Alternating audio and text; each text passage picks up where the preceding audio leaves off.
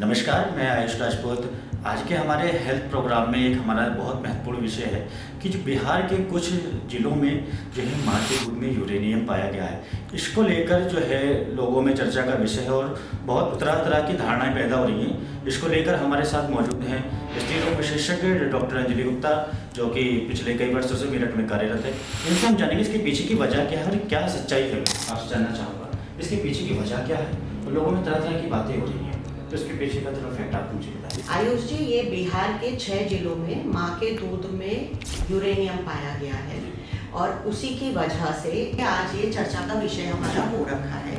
अभी तक कहीं पर भी विश्व में वो मानक नहीं बनाए गए कि माँ के दूध में कितना यूरेनियम होना चाहिए, क्योंकि ऐसा कभी सोचा नहीं था कि माँ के दूध में हमें यूरेनियम मिलेगा।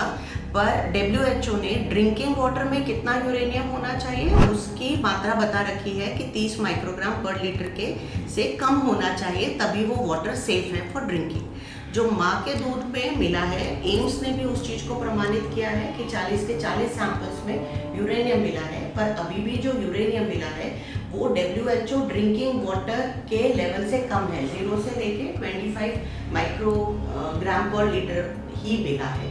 तो अभी सबसे पहली बात तो बिहार की माताएं, स्पेशली देवी जिले हैं, 6 जिले, कटिहार जिला, इन सब की माताएं डरे नहीं कि अब उनका दूध विषैला हो गया है और वो अपने बच्चे को नहीं पिला सकती हैं। तो प्लीज़ सबसे पहली बात तो बिहार की सारी माताएं और देश की सारी माताएं फिर से एक बार जान ले कि माँ का दूध सर्वश्रेष्ठ है। माँ का दूध ज़रूर पिलाना है। बेशक यूरेनियम मिला है, फिर भी आपको दूध पिलाना है।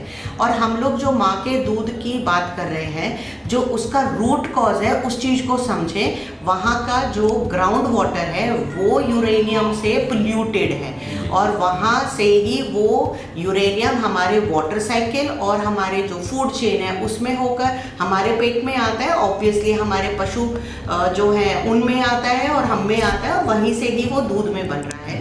तो माँ का दूध चेंज नहीं करना है, हमें ये ग्राउंड वाटर पोल्यूशन सेफ को कम करना है। सेफ ड्रिंकिंग वाटर हमें हमारी माताओं को मिले ताकि उनका दूध और अच्छा हो और बच्चे को वो फायदा करे। मैम, ये भी बताया गया है कि जैसे रिपोर्ट्स आंकड़े जो बता रहे हैं कि ये जो यूरेनियम है ये इसको आइटम बम बनाने के काम में लिया जाता है। इस तरीके की भी बातें हो रही हैं, चल रही हैं कि मतलब क्या फैक्ट है। अगर ये चीज़ें अगर मान लीजिए आने वाले समय में बढ़ती हैं, अगर ये अवेयरनेस को लेकर लोग जागरूक नहीं हुए, ये चीज़ें अगर बढ़ती हैं आगे समय में, तो कितना घातक हो सकता है माता के लिए और शिशु के लिए। शिशु के लिए देखिए, हमारे जो बेसिक एलिमेंट्स हैं, हम लोगों ने अपना वो टेबल भी बचपन में केमिस्ट्री में पढ़ा है।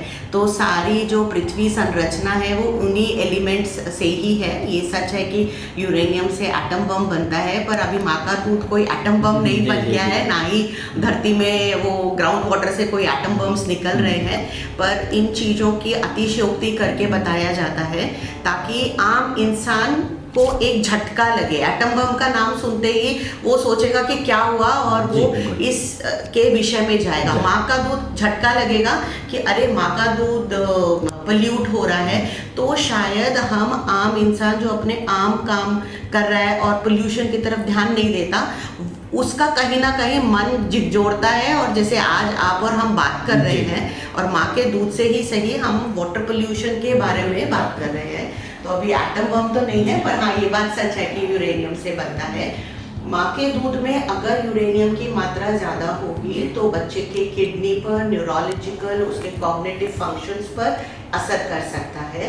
अभी तक उसमें उतनी मात्रा पाई नहीं गई है, पर अगर अब भी हम सचेत नहीं हुए तो वो दिन दूर नहीं कि सच में हम कह पाएंगे कि सब जगह एटम बम ही हो रहे हैं। तो हम लोगों को थोड़ा सा जागरूक होना ही पड़ेगा। आपने देखा होगा, जैसे हम अपने जनपद की बात करते हैं, मेरठ की, अपने मेरठ जनपद में काली नदी जो पहले कभी हुआ करती थी वो एक अभिशाप बन चुकी है। शायद आपने अखबार में भी, मीडिया में भी आपने देखा होगा कि काली नदी का जो है वो कैंसर का खतरा बढ़ा रही है यहाँ पर। तो जैसे आपने बात करी कि ग्राउंड वाटर पॉल्यूशन की, तो ये भी एक तरीके का पॉल्यूशन, केमिकल्स इसमें तरह तरह के आ रहे हैं, फैक्ट्रीज, उद्योग, ये जो भी प्लांट्स वगैरह हैं, चीज़ें जा रही हैं, लेकिन इसको लेकर कई बार मुहिम चलाई गई। हमारी सरकार पिछले काफ़ी वर्षों से पोल्यूशन को कम करने के लिए बहुत काम कर रही है। वो आप सुबह सुबह सुनते होंगे, वो घर घर से कूड़ा इकट्ठा, गीला कूड़ा अलग, सूखा कूड़ा अलग, गाना ना बजता है और हमें समझ आ जाता है। हम लोग अब हम लोगों को तो जागरूक होने की जरूरत है ना, अब हम लोगों की बारी है। कॉमन लोग को तो जागरूक होना पड़ेगा। सिर्फ ये सरकार का काम नहीं है, ये आपका और हमारा काम भी है। हम लोग सिर्फ अपना घर साफ करके वो कूड़ा बाहर फेंक दिया तो दैट इज रॉन्ग। वो नाली के रास्ते फिर नदियों में जाता है फिर वो। जी। तो हम सब लोग, हम कार में जा रहे हैं, कुछ खाया, उसका रैपर उठाया और कार से बाहर फेंक दिया, वो बह के हवा से उड़ के वो सब, ये सब पोल्यूशन वहीं पर तो जाती है। जैसे बायोमेडिकल वेस्ट है, अब हम जहाँ बैठे हैं, अगर हम दस्ताने हैं, नीडल्स है, सिरिंजेस है, ये सबको बायोमेडिकल वेस्ट की प्रॉपर गाड़ियाँ आती हैं तो हमें उसमें ही देना होता है। वो बायोमेडिकल वेस्ट वो अपने तरीके से उसको सरकारी तौर पे वो किया जाता है। तो ये तो हम सब की जिम्मेदारी बनती है ना। तो हम सब अगर जागरूक होंगे तो ये काली नदी सफेद नदी बन सकती है। बिल्कुल बिल्कुल बिल्कुल, मतलब हम सबको अपनी भागीदारी देनी पड़ेगी। अपनी सरकार को जिम्मेदार नहीं ठहरा करनी ही पड़ेगी, अपने आसपास की सफाई रखनी ही पड़ेगी। कूड़े को कूड़ेदान में डालिए, उसको ढक कर रखिए। सरकारी गाड़ियाँ आती हैं तो गीला और सूखा कूड़ा अलग रखिए। जी, तो बिल्कुल आपको ऐसी घबराने की कोई ऐसी आवश्यकता नहीं है कि माँ के दूध में यूरेनियम है तो कोई खतरा है, लेकिन हाँ थोड़ी सावधानी बरतने की जरूरत है। और आने वाले सचेत हो जाओ, अभी नहीं तो अभी बिल्कुल, अगर अभी नहीं तो कभी नहीं तो अभी नहीं समझे तो फिर आने वाले समय में ये बहुत बड़ा गंभीर रूप धारण कर सकती है। धन्यवाद।